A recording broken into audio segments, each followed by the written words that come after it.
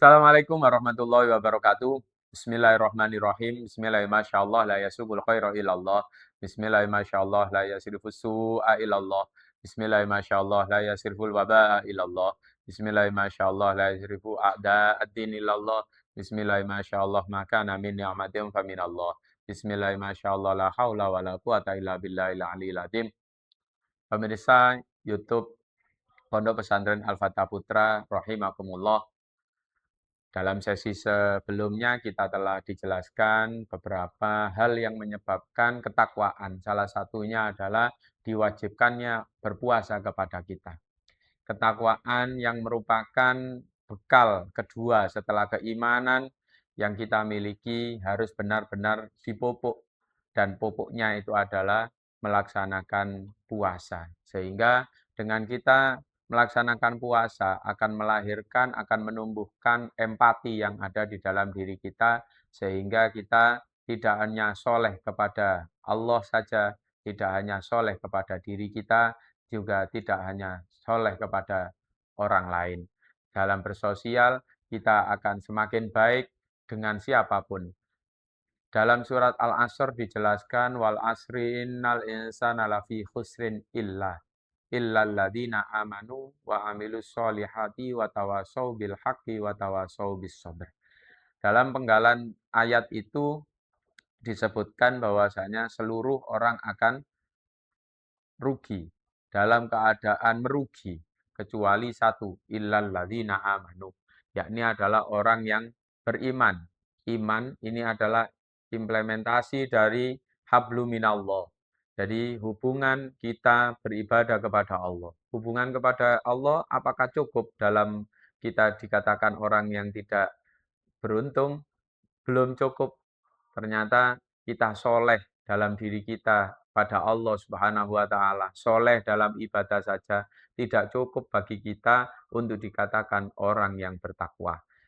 Maka harus ditingkatkan pada hubungan yang kedua, wa amilus solihat, dan juga beramal-amal yang soleh. Beramal yang soleh menjadi hal yang sangat penting bagi kita, yakni dalam amal-amal ibadah kita, seperti puasa, seperti sholat, seperti zakat, seperti haji. Itu merupakan hablu minan nafsi, hubungan dengan diri kita.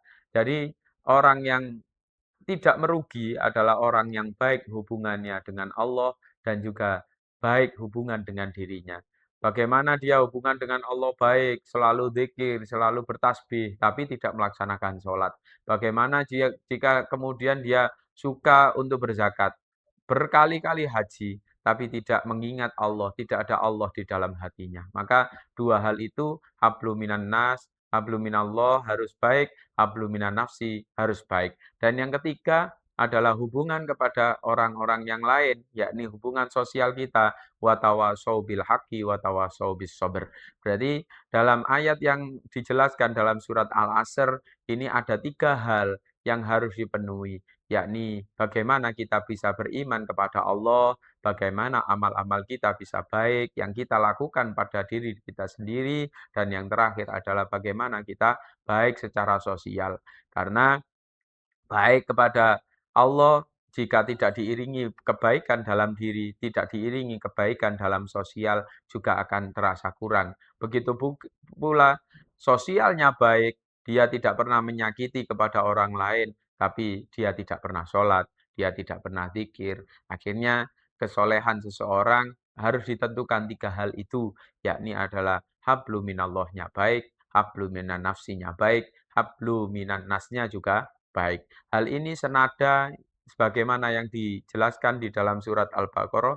A'udzubillahi minasyaitonirrajim. Bismillahirrahmanirrahim. Alif lam mim. Dzalikal kitabul la raiba fihi hudal lil muttaqin. Dijelaskan dalam surat Al-Baqarah bahwasanya dzalikal kitab la raiba fihi. Kitab ini Al-Qur'an ini tidak ada keraguan-raguan. Hudal lil muttaqin, yang mana Al-Qur'an ini menjadi petunjuk bahwasanya kita sebagai orang-orang yang beriman. Siapa saja orang-orang yang beriman dalam surat Al-Baqarah senada dengan yang ada dalam surat Al-Asr, alladzina yu'minuna bil ghaibi, Yang pertama adalah dia beriman kepada hal-hal yang gaib, beriman kepada Allah, beriman kepada malaikat-malaikat Allah, sesuatu yang mungkin secara kasat mata, secara panca indera kita tidak terlihat, tapi eksistensinya tetap ada, yakni dengan adanya diri kita ini sebagai penunjuk bahwasanya Allah itu wujud dan yang lainnya. Alladzina yu'minuna bil ghaib wa yuqimunas shalah. Yang kemudian yang kedua adalah mau untuk melaksanakan sholat. Ini berarti melakukan hubungan dengan dirinya sendiri. Sama dengan yang tadi dalam surat Al-Asr wa amilus sholihat wa yuqimunas sholat adalah sebagai eksistensi diri kita, penghambaan diri kita kepada Allah Subhanahu wa taala. Kita telah mengimani hal-hal yang gaib, tapi jika tidak diiringi dengan melaksanakan sholat untuk diri kita, buat apa iman itu? Maka keimanan harus diiringi dengan amal, amal yang baik untuk diri kita. Dan yang ketiga adalah wa mimma razaqnahum yunfikun.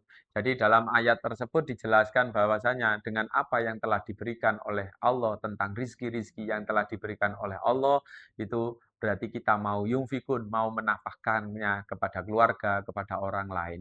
Jadi tiga hal tersebut menjadi pondasi penting bagi kita, baik secara hubungan kepada Allah, baik secara hubungan kepada diri sendiri, dan juga baik secara sosial. Dan puasa, kita kembali kepada puasa, puasa ini adalah sebagai perekat tiga hal tersebut. Puasa akan memperbaiki hubungan kita kepada Allah, karena puasa itu adalah ibadah privasi kepada Allah. Puasa juga sebagai bentuk eksistensi kita mengabdi kepada Allah, sehingga hablum minan nafsi, hubungan terhadap diri kita juga baik. Dan sehingga dengan adanya puasa, kita akan menumbuhkan empati kita kepada orang-orang yang di luaran sana, yang mungkin merasakan hal-hal yang sama dengan kita, sama-sama merasakan lapar yang sama. Sehingga dengan adanya puasa yang biasanya kita mungkin untuk menumbuhkan rasa empati kepada orang lain, itu sangat sulit, berat, kita sedekah saja kita ingat-ingat berapa sodako yang telah kita berikan. Tapi ketika kita dalam keadaan puasa, kita rela dan senang, gembira dengan pembagian rizki yang kita miliki. Jadi dengan puasa ini sebagai refleksi diri, apakah hubungan kepada Allah telah baik, hubungan terhadap diri kita telah baik, dan juga hubungan terhadap sosial kita apakah sudah baik. Maka perbaikilah puasamu, kita akan pasti akan baik hubungan dengan Allah, hubungan dengan diri, dan juga kepada sosial yang lainnya. Mungkin itu yang dapat kami sampaikan. Wal afu minkum. Wassalamualaikum warahmatullahi wabarakatuh.